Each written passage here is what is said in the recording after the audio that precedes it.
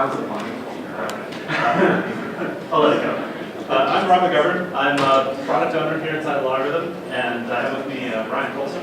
I'm Brian Colson. I'm a senior threat research engineer within LogRhythm Labs threat research department. Part of our team developed the playbooks that we're going to. So what we're going to cover today is all about playbooks and essentially the automation side of SOAR, from the concept of how do I know what I'm supposed to do, how do I do it, and how do I prove that I've done it. So we're going to start with playbooks in the SOC. What is a playbook? Why would you use it in a security operations center? What do they look like? Where do they come from? Get into playbooks in the SIM. Why did we build this inside of the LogRhythm SIM environment? What are the unique advantages you get from having your playbooks built in on top of your SIM? Then we're going to talk a little bit more about playbook automation with all of our APIs. Everything you're about to see in here really applies to the LogRhythm 7.4 release, which is about to hit the streets very, very soon. So hopefully it's going to get you excited, give you something to look forward to for your next upgrade. All right, process is critical, Brian. Absolutely. We need to have a repeatable process, and that's what our playbooks are about. So, quick question before I get into the slides. How many of you actually started your life as a cybersecurity expert? What you were trained in, what you thought you were going to be? Okay, good. 3. How many of you started with network operations, firewalls, maybe routers, switches, that sort of thing? Right, and I got told someday, hey, now you get to take on security. Started with desktop environments, antivirus, endpoint protection, maybe, and then you got told, hey, here's a SIM, go figure it out. Yeah, a few, okay.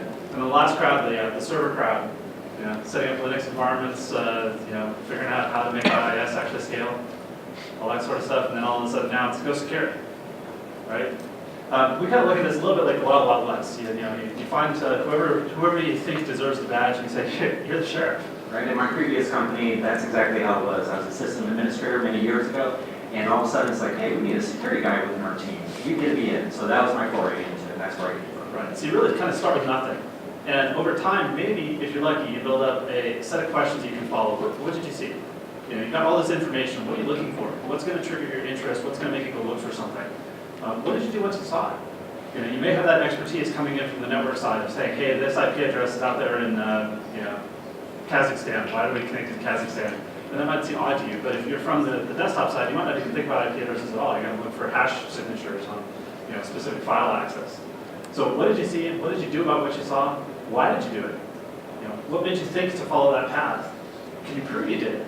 Because your boss is always going to ask you, what are we getting out of this? What did you do today? It's like, well, I was really, really busy. That's exactly how it was when I first started as well, too. I went in there and I was just curious, and so I go through all of my daily tasks, but I went document very well when I first started, and definitely developing processes and procedures as I went through life. Yeah, it's very important. That's where our playbooks are. Right, because at the end of the day, security operations is about process, it's about risk management. We're trying to invest the right resources at the right spot to manage risk to the total level for us. And to do that, we have to be able to do whatever we're going to do again and again and again. We have to have a process. So our ideal is that we end up a security analyst in a data and process-rich SOC. We know what to do, when to do it. We can follow the instructions. We have automated metrics about those instructions, so we know what we did. We've got good guidance on which processes we're following, which processes we should probably rethink and rebuild. That's what we want out of playbooks. This came from my past life. This is actually a police real-time crime center. But same idea, except that they're talking about different kind of groups. Okay, so what is a playbook? It's football season, so you see a lot of football metaphors inside of our particular presentation because we've all seen playbooks, right? X's and O's, who does what, where do they go? It all starts with the trigger condition. Why would I choose this particular playbook? Is it 3rd and 7? Is it 4th and 1 on the goal line? Totally different conditions, different triggers, why would I do something? And the playbook has to have an achievable action. We're trying to get something out of doing this task. So then we get into advanced playbooks. And we start seeing things like, conditional actions. If this happens, then do that. We might have branching or choice inside of our playbooks. We want to capture the results automatically. We want to know that the playbook work for us. So was it the right playbook? Was it the right choice? Was it the right trigger conditions? Might want to modify it later after that. Automate our data gathering so that we don't have to spend a whole lot of time trying to track all of our results. I might want context enrichment. We go back to our football play. What should we see in the defense that tells us which of our options to pick? This particular play is one of those pitch options. The quarterback can run with it, he can hand it to a tailback, he might be able to throw it. Why would you do which of those things? What conditions would you see on the other side? that would tell you which of those to follow. And then again, ultimately at the end of the day is metrics. I think we've all seen at least one football movie where the coach looks at the play and goes, oh, I'm never going to do that again, and he crosses it off. Well, because he failed. Didn't work, right? Just like the coach with the play sheet here, hiding his mouth so no one can read his lips as to what plays he's going to use. That's one of the key products that are key features within our product as well too. The playbooks are now integrated within your sim, within LogRhythm sim. So that way now other people can't keep an eye on exactly what your plays are and how you're going to action them. Absolutely. So what do playbooks give for us? Start off with guidance in crisis.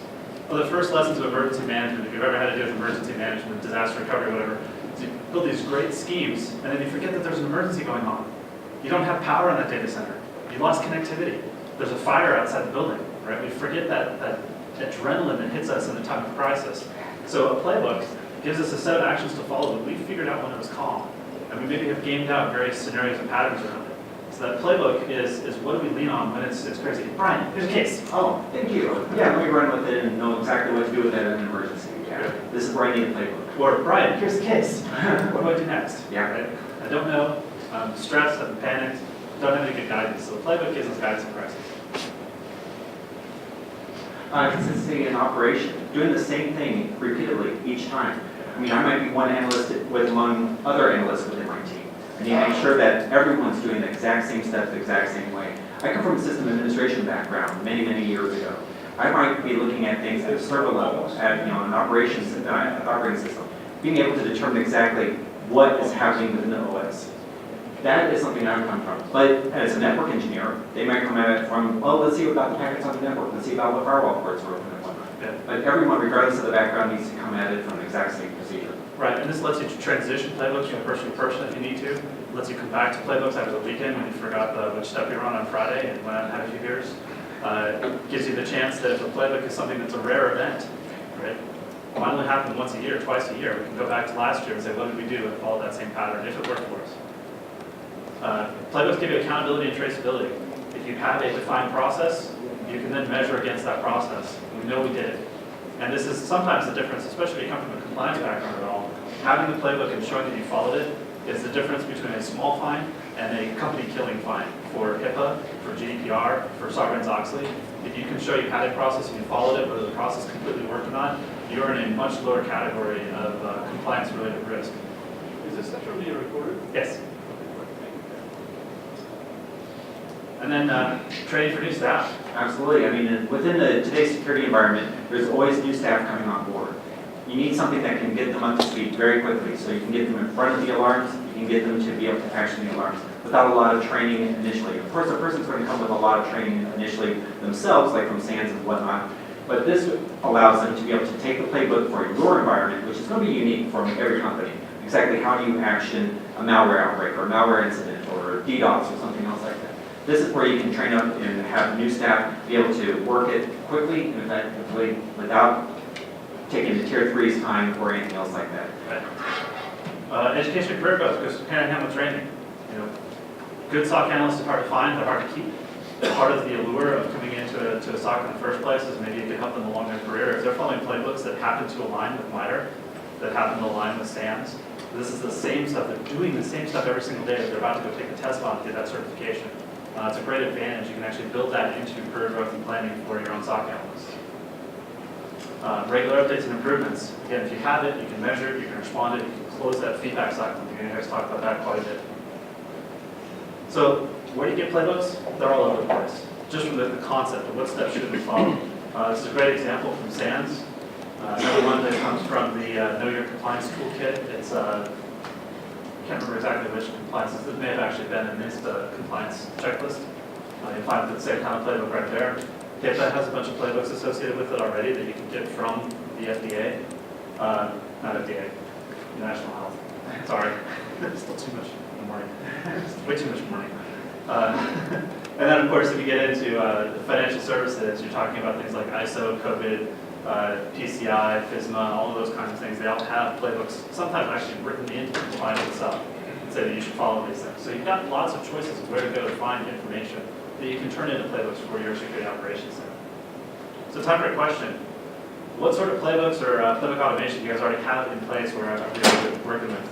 One in the back. Yeah, just a general plot and content process. to make sure you're covering all the components.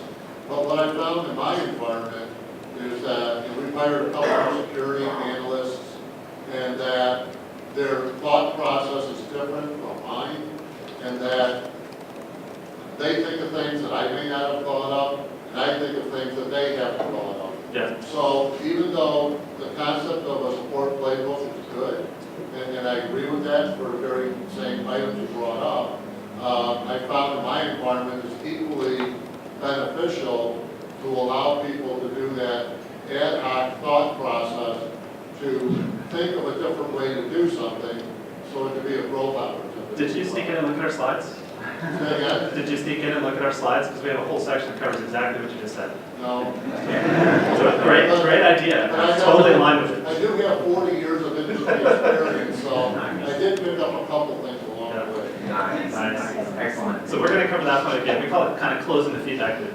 You have a playbook, that playbook should be living, and if your tools and systems support that, you're always going to be evaluating, did we cover the right things, did we pick up the latest ideas, the bad guys, tactics, tools, and TTPs.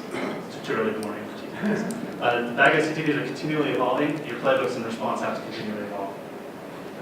What other playbooks do you have out there? Anybody using any other playbook or SOAR type environment? A little bit of Demisto? Yeah. All right. Well, we know playbooks come from many sources. IT process. You're going to onboard a new employee. You're going to offboard an employee who's resigned or not been fired. There's a security side to that. You can probably start with that IT process and look at the security-related elements into a playbook.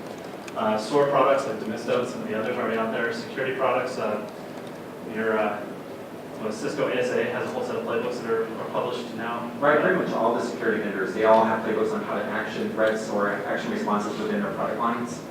Yeah, we talked about industry, compliance, HR process, all tie in, have playbooks. You've got lots of process inside your company. The best thing you can do is take that process and move it inside your SOC and align it to what's already there. We'll talk a little bit more about that later.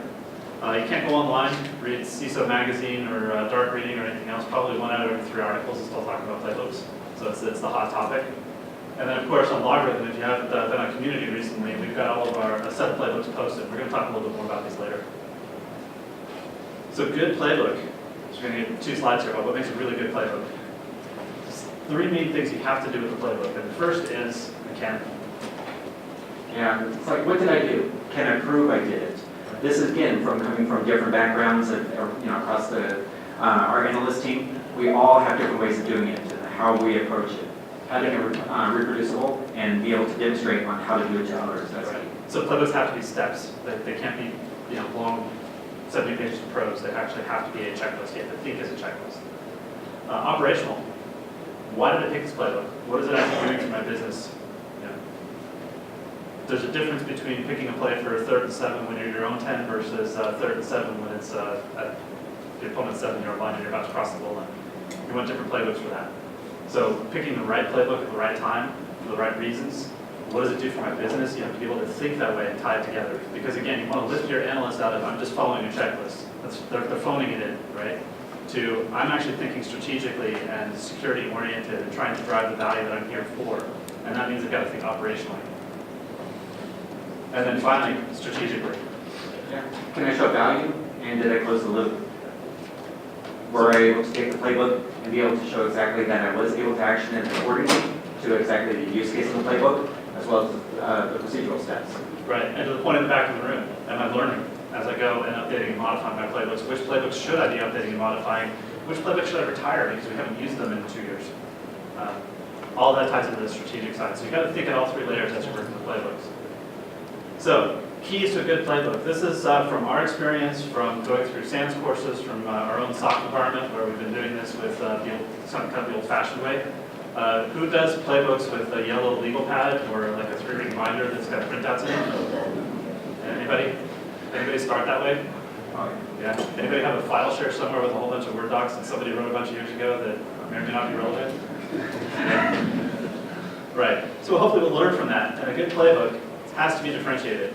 Right? I can't have 4 playbooks that basically do the same kind of thing for the same kind of reason. My analyst is going to figure that out, especially in a time of crisis. It's got to be clear, why am I doing this playbook? What makes it different than other playbooks? It doesn't have to be simple, right? You can't have like a 70-page, 30-ring binder of exactly how to action a malware incident. You need them to have it one page, a couple procedural steps, be able to action it very quickly. Who has read through the 200-page process for responding to an incident, malware incident inside your company during the process of a malware incident?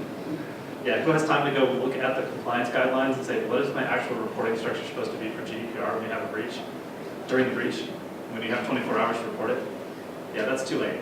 It can't be complicated, it can't be in the wrong language, it has to be simple. It has to be resolvable. Playbooks have to end, right? We have to have a start, we have to have an end, we have to know that we have done the tasks. Otherwise, they're not accountable. We can't close the loop on them. Yeah, appropriately detailed. Again, that goes down to the simple approach, right? You need to make sure that it's not too wordy. You need to make sure that exactly it conveys the message that it needs to your analyst to be able to action the event. Yeah, and this is also very environment dependent, right? How many of you have call trees? You have to call somebody in the case of whatever. It's going to be unique to your company. How many of you have at least one acronym that you've never heard anywhere else? If your playbook step says do acronym, you're going to have to teach your analyst what that acronym means, but that may be perfect level of detail. Otherwise, you maybe want to expand it out a little bit, give it a little bit more detail if it's that uncommon or that rare. Definitely want to tie to policy or procedure because, again, this goes back to the business value. This goes back to why do we have a SOC? We're trying to manage risk. If we can tie our playbooks very, very clearly as best we can back to what we're trying to manage and how we're trying to manage it, we have a very, very strong advantage here. So if you are under any kind of compliance regulation and you want to make a playbook for this could be a potential HIPAA violation, you might have had personally identifiable healthcare information exposed. Tag the playbook as this is potentially HIPAA. Helps you with your audit, helps you prove your compliance, helps you prove the due diligence, you're trying to follow your own process. All of that's just hugely to your advantage if you can align it with the policies, procedures, and laws your company has to follow. Yeah, forensically focused. This is a great point on here, right? Throughout your investigation, throughout your incident handling, you need to know exactly how to handle evidence that you come across. And having a good, strong playbook to be able to pull it all together and have it forensically sound in one place is really good. Well, this goes back to the question asked at the beginning. If you come from the network world and you think forensic focused, I might be looking for keycaps. I might be looking for firewall logs. If you think from a desktop environment, you might be looking for a hash or a file that you can get to it. If you're thinking from the server, you might be looking for something totally different. You might be missing the key pieces of evidence that are going to help you resolve the incident the best way possible. Action driven for accountability, we keep talking about this, right? Every step in the playbook has to have an action. It has to be something that you can do, something that's finishable, something you can trace back and say this was done. Otherwise, you're not really getting the big value out of playbooks. And last, got to be ready for when the band's on the field. Right? Your playbooks have to have enough room for exceptions. Because remember, there's always a crisis going on. Something is going to be happening while you're trying to follow that playbook. Yeah, I mean, there was times when I was a SOC analyst in a previous company, working an incident, and all of a sudden here comes a building tour for the SOC area. I have to shut down the monitors real quick, be able to give a quick spiel on it, show a quick slide deck, and then go back to our incident right away. So of course that's something that's unplanned that comes through the environment that you have to then adjust for. Yeah, I've had to do that before. I'm sure others in the room have had to do that too. Yeah. So playbooks shouldn't be straitjackets. It should be something you have to follow and have no flexibility to work around the band being on the field. All right, playbooks in the SIM. We're going to talk about why we put playbooks inside a LogRhythm and what the big advantages of having your playbooks fully integrated in your SIM are. To start with, case management. It's already there. We've had case management inside a LogRhythm SIM for a couple of years now. And that means you already have the ability to create a case out of an incident, to collect evidence, to document that evidence. Pretty powerful, tied together with your playbooks. The playbooks become built-in help to case. A big part of what that's for. I can open an incident, see an alarm, open a case on it, call it an incident, pull the right playbooks, and operate on those playbooks. It's all right there in front of me in the same screens. Pretty powerful. Yeah, all of your data is in one place. Again, talking about case management. Now you have all of your data there, forensically sound, focused. You're able to then share this information easily with other analysts on your team. So if I'm a tier 1 analyst, I'm adding in evidence into my case.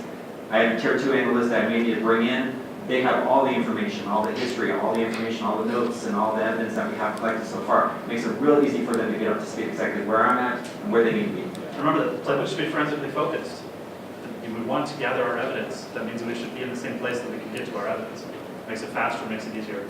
instead of opening up another application where I may go find a piece of evidence and now I've got to remember to close the loop and copy things back over. Automation's built in. Got some great talks coming up on smart responses. Got them back in the corner over here. Bruce. You got automated actions right there. So if your playbook says, kick this user off of Active Directory, you can do that right from that same environment. You don't have to go somewhere else and work that step or work that process. If the playbook says, update the firewall rules to make a new exclusion, you get smart responses. You can do that right there, right at the time, and not have to go somewhere else. And you can track it. You have not only was I supposed to do this action, I did this action. And we have that full trail of metrics. User access control is already in place. This is really a key component as well too. You don't want everyone to be able to modify your playbook, especially if you're doing any kind of document control. Also, you may not want certain analysts to be able to action certain playbooks. Right. So who watches the watchers? This is part of why you don't want your playbook system living inside of your IT environment with the service now. So what happens if your security incident is an IT administrator? If they have access to that environment, they're seeing everything that you're doing. And finally, metrics. We're going to talk a little bit about metrics. There's a couple of great talks later on that get heavily into metrics. Metrics, again, manages risk. That's what we're all here for. We want to stop the bad guys. We will never stop all the bad guys. We just don't have the resources for it. We want to manage our risk profile. And to do that, we need to be able to measure it. All right. I went to USC, so apologies to anyone who's not a USC fan. Trojans. The first demo. Brian. I'm Brian's boss. You're my brand new analyst. You've got some LogRhythm background. Thank you for joining the company. It's your first day. Happy to be here. Yeah. I've got an alarm. I want you to go figure out the alarm, so I'm going to hand off the ball. Nice. Excellent. I'll get right to it. All right. So now let's see if I can click to get this section started. All right. There we go. So we've got a brand new alarm inside of your sock. I want you to go figure it out. What are you going to do? So as an analyst, I'm going to go right into my web UI. I'm going to click on the alarms within the web UI. I'm going to see the alarm that I have filtered. I'm going to go over here and kind of review it and see exactly what do I need to do about it. More importantly, I want to pay attention to the fact that it says it's malware, right? Possible malware. So I'm going to create a case. That's the first step I'm going to do to start the forensic aspect of everything. Again, let's take an alarm card directly into the case. We're going to start the case, show that we're working it, so I can demonstrate to others as well, so other analysts can see it. And now, here's where we can add in the playbook. So I'm going to select the playbook. In this case, the incident is malware, so we're going to do malware incident playbook. Just kind of like thinking that it's not an outbreak, it's probably just an incident. So we're going to add it, we're going to review the steps on here, the use case behind it, and also we see that there's 2 procedures right out of the box. We're going to review the procedures, and the first thing over here is I need to find if it's false positive or true positive. I'm going to assign it to an analyst. I'm going to set a due date to when this needs to be completed by. This is all for metrics purposes. And again, notes. I can update and make notes about the playbooks at any time. Over here on the second procedure over here, I see that, again, I need to assign it to an analyst, to myself in this case. I'm also setting a due date when this action needs to be completed by. Again, this is all dynamic. You can set it yourself to what secure lines. Now about high speed. Yeah, so now this is going to be real high speed. We're going to do the investigation. We're doing notes within the case, within the specific playbook, showing exactly what we did. Again, these are additional procedural steps that we can do in the future based upon what we learned from doing it right now. And we do our investigation, and we find the hash.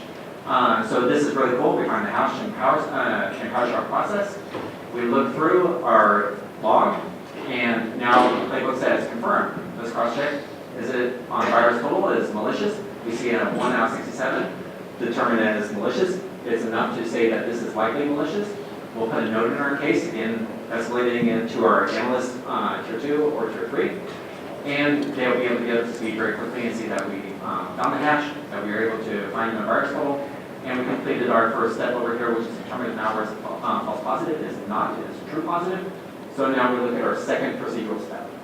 Unfortunately, our second step is disable affected user accounts. One of the parts that I sped through is that it's running its system.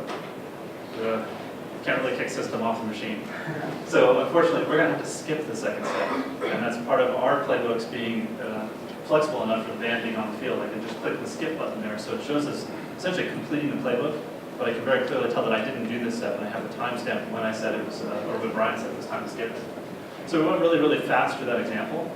We're going to diagnose into a little bit deeper here. So actually we're going to jump a different example. This is not malware, this is a phishing playbook. And this is, again, the phishing playbook that we have posted on community. It starts with a trigger condition. In this case, somebody is reporting an email that's suspicious. It could be phishing. Right? We have a phishing alias inside of our company. It goes to our SOC. We just got an email. What do? Right? First thing we do, open the case. We're going to attach our phishing playbook to it. Same steps that Brian showed in the video. Step one, qualify. Absolutely, it's one of those things where within LogRhythm itself, we also use Pi to be able to do a lot of this integration, open the case and be able to attach the phishing information. We need to qualify that this is phishing, or is it marketing, or is it just some email the user didn't want? So how many of you are looking at phishing emails reported by your user base? How many of them send you just whatever marketing spam they get and say this is phishing? Yeah, it's not, I mean, kind of false positive-y. So your first step is, let's kick it out if it's false positive. And that's kind of, at this point, it's still kind of a human judgment. You know, you have a pretty good idea right away, should I care about this one or not? You know, if it doesn't say something about login, if it doesn't look like it's trying to actually grab credentials, if it's just a marketing message, you can pretty much just close the case right away, and that's the action we want to take here. Is we're either going to close the case and just be done with it, or we're going to turn it into an incident and actually treat it like it should be for a real incident. So step two is gathering forensics. We need to know what this phishing email attempt was. We need to know which TTPs we use, what vectors are coming in for any malware associated with it. We might be time to do a little bit of a deep dive on it, but to do that deep dive, we need to have metrics. Right. We're going to take all of this information in your playbooks right into a case. Step three is now let's look at the vector and spread risk. Is this just a one-shot email against one person that's not really going to do much of anything, where they have to go into the cloud and just type credentials, or is this beginnings of a WannaCry? Download a payload that's going to start doing bad things across our entire environment. We have to act a little faster. So this is going to, again, next step after we go to the beginning of the forensics is do that analysis to understand what the vectors are for this phishing attack. How is it going to spread? What can we do to stop it? So your procedural steps could be looking at, like, make sure you analyze the headers, could be saying if it has an attachment, if it has a link within the email message. Those are all different actions you can take. Step four, we're going to stop the immediate spread. So let's say that it's trying to take everybody to a link. Maybe we hit our next-gen firewall and block that link right away, so if anybody else gets the email, we've mitigated the damage. More steps involved in here, but our last step is always the same for most playbooks. It's going to be review. Right? We want to go back and look through this whole thing and say, what did we miss? What did we do right? What could we do better? And that's going to let us update our people. Maybe what we really need to do is go do another anti-phishing campaign across our employee base, because you should be sending us phishing stuff. You shouldn't be sending us your random marketing spam. Right. Maybe it's updating our firewall process. Maybe it's updating Office 365 rules. You know, we can learn a lot from looking at these individual incidents if we take the time to close that loop and really apply the feedback. Exactly. So playbooks, we have a whole bunch of them, about 11 or 12 right now, sitting up in our community, waiting for you guys to get 7.4 to start playing with. If we go to the shareable section, there's a specific button, specifically, Yes. many specifics, Yes. for playbooks. So one of the first playbooks you might see is unauthorized access, something we're always dealing with, right? Somebody who shouldn't have access to something is touching it. And each of the playbooks that you'll see on community actually has a guide for it of what is the purpose of this playbook, when would you use it, why would you use it, what is it built on, or why. So unauthorized access, the key thing here is that using this playbook, we should have sufficient evidence to report for compliance. So unauthorized access is almost always going to be tied to some kind of compliance. It's I'm touching personally identifiable information, I'm touching financial information, I'm touching healthcare information. So we need to gather the right things for HIPAA, for GDPR, for SOX, for whatever it is that is driving us to say that this was unauthorized. Maybe it's just an HR conversation. You know, somebody went onto a server that they're not supposed to, it's against policy. But you still have to have that evidence. You still have to know who, when, why. And the playbook is going to help drive you to get all that information in place. Yeah, probably something very common is an administrator getting on board. The administrator getting onto a server that has a lot of file information, a lot of HIPAA information, financial information, trying to fix permissions. But of course, maybe they came into contact with certain files. So that's definitely when you want to use the procedure to go through it, to make sure that you collected all that evidence to prove that the administrator did not actually open up any files. One of my favorite examples that I really wish we could have had this playbook at the time was with a customer that had started using NetMon. And we had some built-in rules for NetMon looking at clear text, transfer, social security numbers, and a few other things along those lines. And they said, no, we're good. None of this is possible on our network. Everything's secure.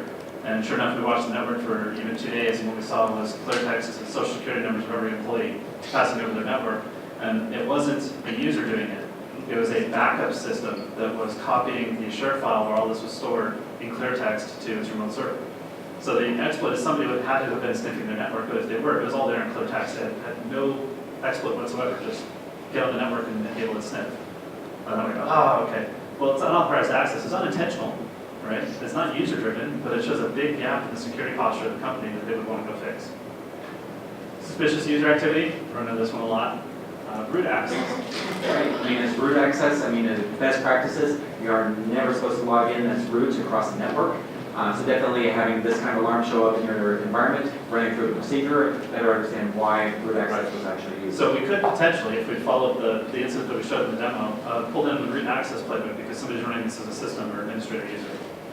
Now it happens to be on the bad boss. I actually set up Brian, I gave him a Metasploit attempt on a particular environment and this was running the system. So yeah, root access might have been the second playbook you might want to pull in. This is important too because you can pull in as many playbooks as you want to an incident. So as the incident evolves, as you learn more, just pull in the right playbooks and start executing. Phishing, we just walked through. Malware incident, we showed you. Malware outbreak, if it has more than one system, there's a little bit different sense of urgency in getting it stopped. And some different things you might look for that. Right, especially if you're familiar with WannaCry last year or NotPetya last year, the exploit where it's wormable across the network, being able to access systems and of course, basically encrypt them. So definitely a malware outbreak is more critical to respond to than a particular malware incident. Improper usage, this again goes to policy violations. How many of you have noticed that your employees do silly things? Yeah? Another favorite Nemon story is the first time we kind of got some of the VPN checking going on, and we found certain of our employees forgot to turn the VPN off over a weekend, and we're still using the work laptops. And all of a sudden we saw traffic we really didn't want to see. Good improper usage, we want to gather the evidence, we want to know if this is the difference between let's just go have a conversation with the user and say, yeah, stop doing this, or we have a conversation with our HR and say, they need to stop doing this today. Or we have a conversation with the police because there's a difference between watching Twitch TV and watching something that's cheese pizza. But either way, an improper usage playbook is going to help us gather the evidence to figure that out. And also you could attach your acceptable use policy into the improper usage playbook to make it easier for your analysts to be able to review and see if this actually is a violation. Yeah. Elevation of privilege goes right there with root access. This is usually something bad, and we have to figure out why. Denial of service, again, big thing here is gathering the evidence to know, is this an attack? Or is this an operational thing that went wrong? Is this some squirrels chewing on a power cable? Or is it self-inflicted? Right, I mean, in my previous role in a previous company, it's definitely self-inflicted. It's one of those things within the security department, doing a Nessa scan within our environment just to determine vulnerabilities. One of the first things it does, right, it goes out there and paints the environment. Well, it does a SYN, right? So we come across certain subnets where it basically funneled all the SYN packets into a router and did a denial of service SYN attack, SYN flood. And so we discovered that they didn't have the SYN flood protection enabled on the firewall, and of course caused a bunch of drop packets and everything else like that. That is a denial of service, it's self-inflicted. We were able to then address it in the future and say, well, network team, you need to put this mitigation into place on the firewall. Right. Data theft, again, goes right back into that compliance side. And then the one that you might see in a talk a little later this morning is a new miner hunting playbook.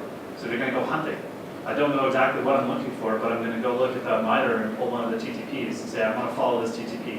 What are the steps that I should do to show that the hour and a half or 2 hours I spent hunting actually has some value? I can either confirm that, yes, this actually exists and I have rules in place for it now. I can say, look, I've looked over this, there's no way it's going to happen to us. I can close it out and not have to think about it for a while. But one way or the other, that playbook will help you get there. So, Brian, I set you up. I gave you a little bit of a Metasploit example there. And you did great, except I had to play back that whole investigation at 5 times speed. It's kind of slow. Plus, you kind of stumbled around a little bit trying to find the hash for the file. It wasn't easy to drill down, you had to pivot a few things. I wish I read a playbook looking for hashes. You know, that is a great idea, but with the picture on there, I definitely want to do a vegan hash versus... Well, you can put that in the playbook. Okay, all right, so we're going to do that. We're going to go into, we're going to open up the playbook in the administration tab by dropping down and clicking on playbooks. From there, we're going to create a new playbook on how to deal with this hash. So by creating a new playbook, you just type in the name of the playbook that you want. Make it something that's kind of recognizable within the type of, where you would use the playbook. So in this case, we're using the playbook for suspicious hash investigation. Why would you use this playbook? A quick description that would then help an analyst to be able to understand, this is why I want to use it.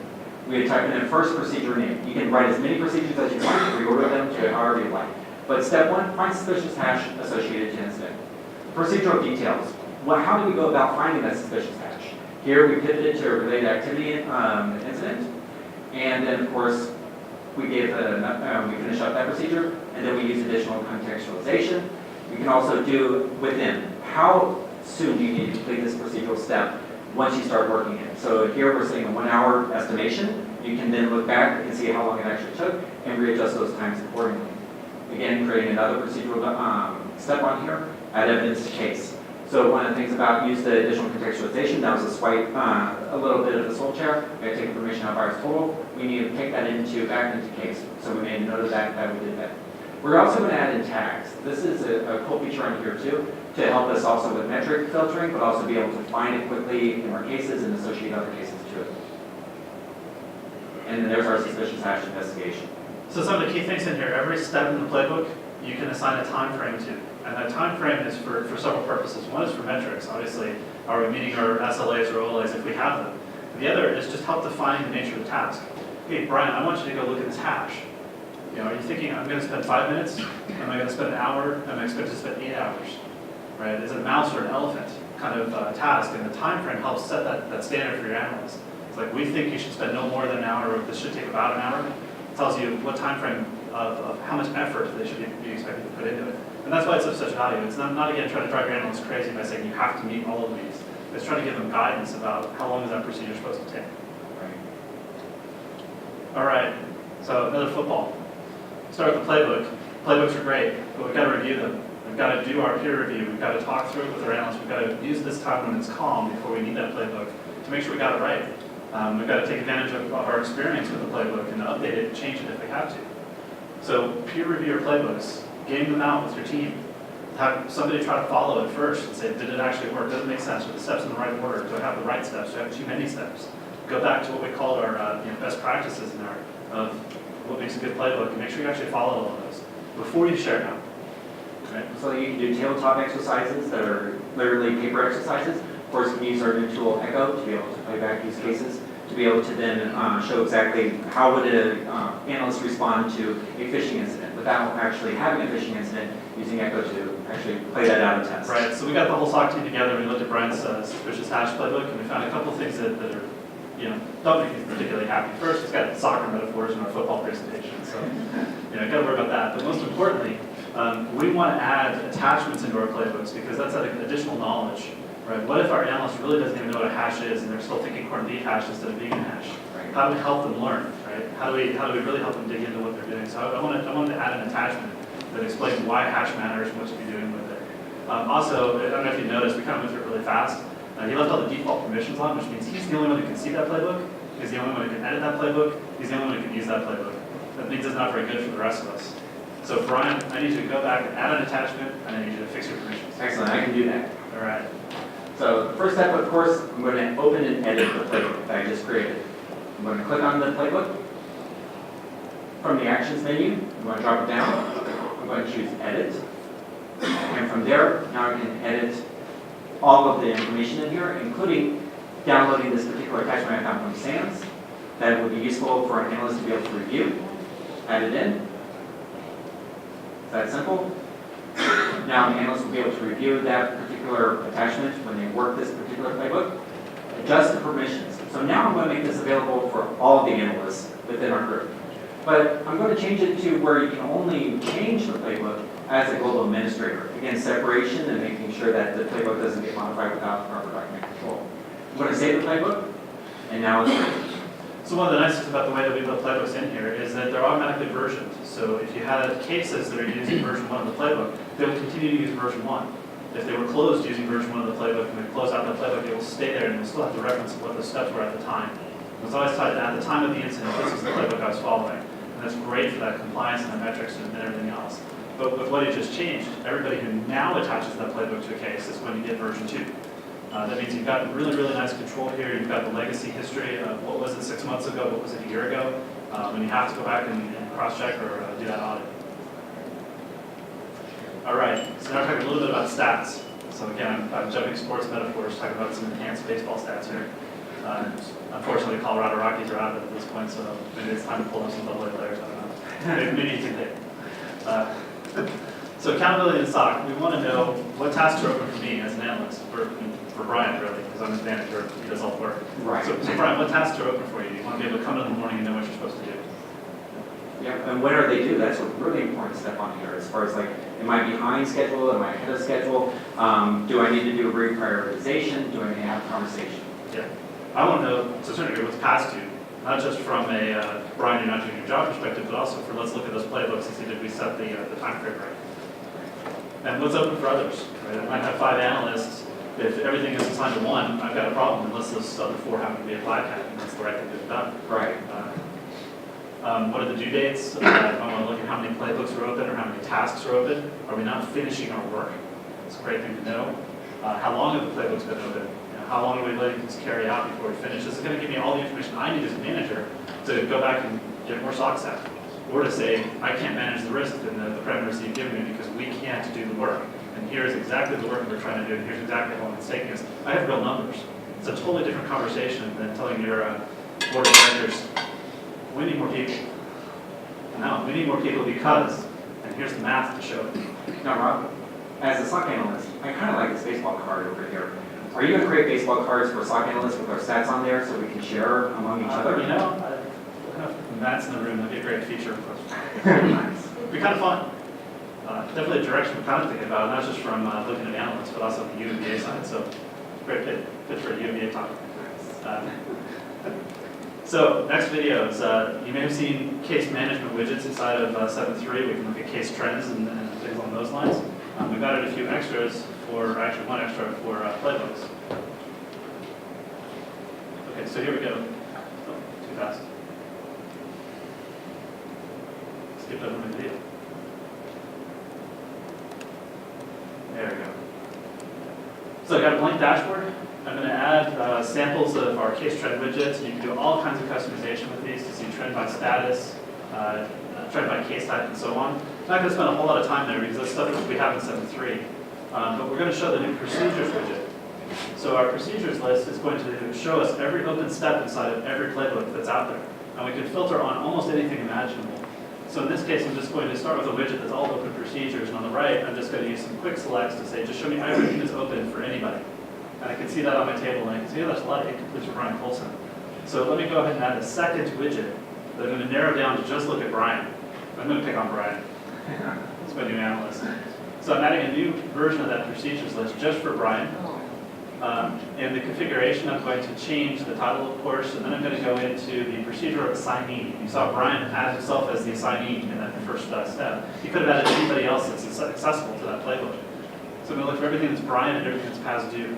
And this is going to help me, make sure that Brian's up to speed and doing what he's supposed to do. And yeah, Brian, must be really involved. Yes. Now you're not getting the job done here. No, and this is also very helpful as an analyst too. It shows me exactly what I need to be focusing on, what my priorities I need to be doing. But yes, I am very far behind. Yeah. So our third widget, I'm actually going to use the tagging structure that we talked about for cases. And I'm going to say, show me any procedure that's linked to a case that is tagged for suspicious hash or for malware. Doesn't matter what that case title is, doesn't matter how it was opened, if it has that tag in it, I want to see any procedures related to it. So I can create a procedures widget that's going to help me go evaluate, was that suspicious hash playbook used? How often was it used? Was it done in the time frames that we expected it to be done? Who did the work on it? Was it all Brian, or did other analysts start picking it up? And I can do all that feedback that I need to be able to go back and edit that playbook again, update the playbook, train the staff if I need to, and get kind of great metrics from it. So you can do as many of these widgets as you want. You can filter them on almost anything imaginable. Once you have them in place, you can then drop down and filter on things like the procedure name, status, who it's assigned to, what the due dates are, and so on, as well as potentially the case names if you want to go that far. So a lot of power in these widgets to build a dashboard for you that you can, as a manager, look at in the morning and say, where are we? What do we need to do? What's most important today? As an analyst, you can come in the morning and see a procedures widget of what tasks you have to do, as well as maybe your alarms widgets that show you, hey, what are the new alarms that come to mind for that? Absolutely. It's one of those things where as an analyst coming in on the workday, lots of stuff may have been escalated, stuff might be falling behind, might be incomplete from a tier 1 analyst. So maybe now I need to really focus on that and get all the past due action right away.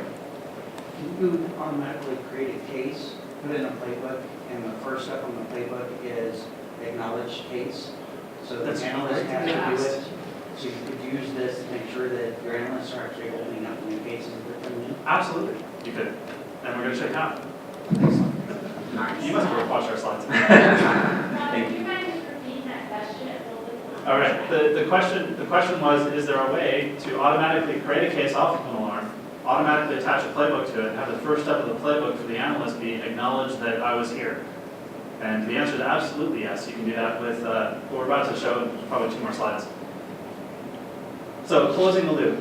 If we don't measure and evaluate, we don't take advantage of the stats that we're already building in inside of our playbooks, we can't create, modify, and update, which means that our opening cases using playbooks is not going to be as effective as we want it to be. So closing the loop, first and foremost, let's just reinforce behaviors. Reinforce the behaviors we want to have. Brian, I want you to make sure that you're closing those procedures in a timely fashion, and we're going to adjust the time frames to make sure that it actually is, you're capable of doing it, and adjust the work balance across it. We want to be able to modify procedures. Yeah, I mean, the procedure should never be static. It's one of those things where your environment is always going to change. I mean, the technology stack will always change. You're going to get new versions of the technology stack. You're always going to have to adjust. So having the procedures, being able to adjust to those is key. Yeah, the difference between the generic sort of base phishing playbook that we have on the site right now versus a phishing playbook where you're using specifically Office 365 and the phishing intelligence engine that LogRhythm has, they're going to be different. The phishing intelligence engine is going to have a lot of automation, and it's going to probably be fewer and different steps than the generic phishing playbook, because a lot of the work is kind of already built in the pie. We want to close security gaps. You know, if we keep having the same things happening over and over again, it's not really worth the analyst's time to keep opening cases and keep doing the same task. We want to figure out how do we prevent them in the future? How do we get scale out of what we're doing? And remove unneeded processes. If there's something that you're constantly skipping every single time, it's like, why is that process step in there? Well, again, the environment might have changed. What you had before was an on-premise Exchange server, but now you're in Office 365. Maybe you don't need to do as much around the on-premise Exchange server. So definitely removing that step because it's constantly skipped is something that's good for your playbook. I always wanted to put a page in like the LogRhythm schema guide, if you've seen it. It's about 200 pages long. It was one of the documents that I most regret having to write, but I'm glad I wrote. We wanted to put a page in the middle of it that says, if you actually read this page, send me an email and I'll give you a prize, just to see if anybody read it. So you got to remove that unneeded process. And to do that, you need to know what's needed and what's not needed. Who's doing the work? Is it actually being done? Which playbooks are being used? Keep it simple. We want to improve our training, whether it's for our staff, for our users, for whoever it is that works with us. And we want to share the lessons learned. Because if we're not continually evaluating and evolving, we're not working as a team, we're really not getting the most out of our SOC. All right, playbooks execution best practices. I found some really cool quotes. Ideas are worth nothing unless executed. They're just a multiplier. Execution is worth millions. We get a little tech quote from Steve Jobs. Everybody can have great ideas, but if you don't write it down and you don't follow it, you're not getting the value out of it. So our best practices here, obviously use case and playbooks. Open a case for everything. You're going to hear this a lot throughout LogRhythm. And attach your playbooks to it. Make new playbooks when you need to. Take the next one, Brian. Sure. A good plan, violently executed now, is better than a perfect plan executed next week, or just Patton. I mean, in my previous role, in the previous company, the previous life, and everything, we had a lot of time where we had to do tabletop exercises, and we never got to the point of actually taking that tabletop exercise and making it a procedural step in our environment. Right. So definitely taking it, executing on it, making notes, truing it up each time you run it, that's key. Right, so time box your planning session, have a goal of that session be let's create the playbook, and then come back to it a month later and say, have we used it? Did it work? Do we need to change it? Iterate on those playbooks. Don't wait for perfect, because you will never get to it. No excuses, no explanation. You don't win on emotion, you win on execution. So now you have a football quote from Tony Dungy. Same thing here, right? It's about closing that loop. It's about using playbooks. Make everyone execute. Look at your metrics. How many analysts are opening playbooks? How many of them are following the steps in the playbooks? How fast is it going? If you're not paying attention to that, you're not executing. You're still hoping that you can say, well, I'm busy, and that's enough. And then finally, a little bit of good management philosophy. Peter Drucker of what gets measured gets managed. We're trying to manage risk in our SOC. Well, how do we measure that? How do we know what we're doing? Well, if we have playbooks, we have process, we have procedures, we have metrics around them, we can get there. So measure your mean time to detect, mean time to response, measure that with the playbooks, use those procedures widgets and those case widgets to filter down, however you need to filter it down to evaluate your effectiveness. I want to go back to the review process of the playbook. When I'm creating a playbook, do you really have a field or somewhere to say, this is when I want to review? So every 6 months or every 1 year, whatever. I know it depends on. the automation, but still if you have some placeholder. We don't, okay, the question was, do we have something that we can kind of use as metadata on the playbook and say, review this in 6 months? And the answer is we don't write at the moment. We have lots of comment fields around it. But the best way to get there really is to use one of those procedures widgets and just say which tasks were open and which tasks were closed. There's some other things we're about to show in terms of automation, of getting more metrics, getting that enhanced stats, and being able to pull it out of LogRhythm and the LogRhythm dashboards and into other tools, whether it's Excel or Tableau or whatever you need to do real metric analysis across it. So We have a question right there. Regarding the version control, can you be alerted when a version is created? And furthermore, can you produce a report that shows who changed what between the versions? we have that as an audit trail, but I don't know what the reporting looks like off the top of my head, so I'll have to look at that. So one of the things we do within labs creating playbooks is that we use GitHub to store all the playbooks. We have them in JSON format, which makes it easier to import and export out of the playbooks within the web UI. So using a GitHub, you can track granularly exactly what was changed, when it was changed, how was it changed. And for automation, you can take it out of GitHub, take it directly into the playbooks, as well as take them right back out again if you have playbooks in there that you want to put back up into GitHub. So we're using that as kind of an intermediary step. We'll come back to the questions after we get to a little bit of this automation side, because it's going to have that. We're running out of time. Sarah's giving me the fingers.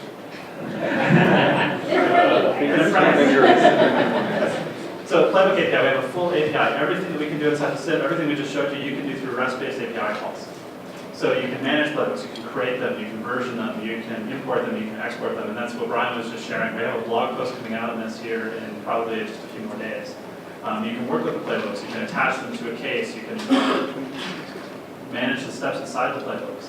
You can sync with other systems, you can get metrics about which steps are open, which steps are closed, when were they open or closed, and use that as triggers to drive other systems like ServiceNow or whatever you need to, and then you can get the full metrics. So here's kind of a quick example. A smart response that we have built that's published on Community for Playbook automation. So this is an evolution of the case smart response, and you might have seen it before. We take that smart response, you wire it up to a particular kind of alarm and say, when this alarm happens, open this case. Now there's a new function inside of that that says, and attach this playbook, or these playbooks. So that kind of goes back to the question we had earlier of, yes, you can automate opening the case and attaching the playbook, and if your playbook's first step is the analyst has to acknowledge, it's right there for you, all set up. So this is a smart response we have posted on Community. It's reviewed, it's updated by us, so you just take advantage of it and go plug it in. Playbook resources, some are out there, some are coming soon. We talked about the case automation smart response. Full API is built into the SIM. Blog on using that API is coming very, very soon. And we're looking at publishing an app for using case and playbook API to pull all those metrics out and then load it into a system like Tableau where you can do all kinds of crazy cross-time bucketing charts and graphs and whatever kind of metrics or analytics you want. So pretty powerful stuff. So before we get to questions with the last 30 seconds or so, a couple of talks that are really worth looking at if you are interested in this area. Coming up next, we have measuring security risk and SOC effectiveness with LogRhythm. It touches on playbooks, but it really focuses on a deep dive of what these metrics are, how they're defined, how you can access them. LogRhythm enabled threat hunting. Unfortunately, same time, but this one's going to go into that MITRE playbook that we showed you. So as you're threat hunting inside of LogRhythm, thinking about it from a playbook perspective of what steps should I follow to show that the value is there. Tomorrow morning, leveraging LogRhythm for end-to-end monitoring and incident management kind of covers this whole scenario from beginning to end in a really great way. And then Thursday also, the populating your known unknowns and contextual automations kind of feeds back into playbooks as well. So I think we may be out of time, but Brian and I are absolutely around to answer questions that we didn't get to in the talk. Let's give them a hand.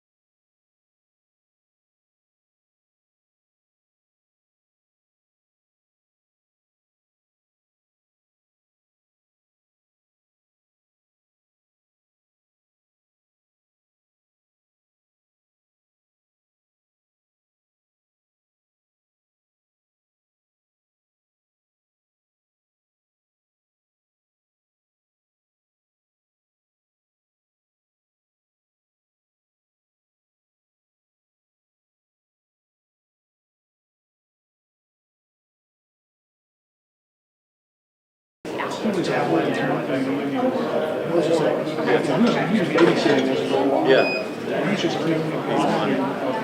We didn't do that.